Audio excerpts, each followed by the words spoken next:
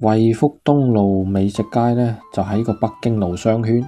咁以前呢，就未規劃呢個步行街嘅，咁後嚟呢，就改做呢個美食街，美食一條街啦。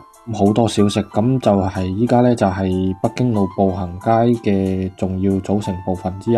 咁呢，算係廣州第一條呢全天候嘅美食街啦。咁鋪頭呢，咁對比起以前呢，就換咗唔少噶啦。咁嗰啲呢，依然都喺度，好似銀記拉腸啊、永影茶餐廳啊啲咁樣。啲短短嘅400幾米呢，400幾500米呢，就聚集咗40幾間美食店喺度，各具特色啦，好似臭豆腐啊、牛雜啊、陳添記魚皮啊嘅分店啊都喺度。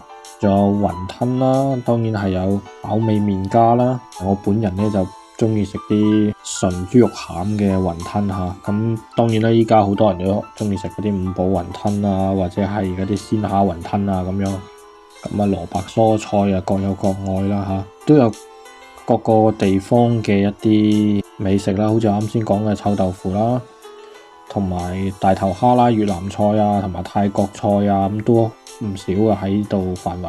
而且咧，佢都係貼近呢個光明廣場。咁光明廣場咧，佢有兩個門口啦，主要係有兩個門口，一邊係北門，北門咧就喺西湖路嗰邊。咁呢個南門咧，南門就喺呢個惠福東路啦。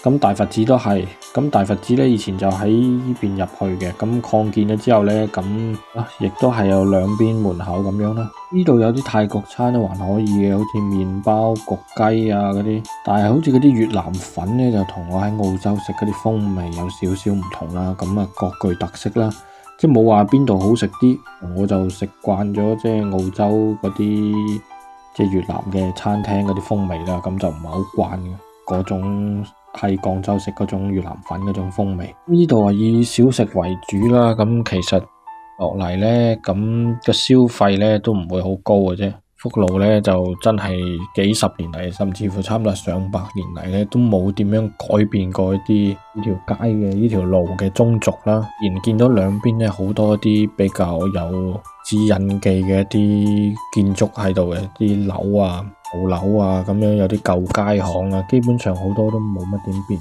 變得最多嘅咧，可能就係靠近大佛寺嗰邊啦，同埋光明廣場啦，係啦，龍藏街嗰邊啊，就變化比較大嘅。其他呢邊係南邊咧就變化細咗啲，就係換咗唔少鋪頭啦。主體上嗰啲街巷都係冇乜點變。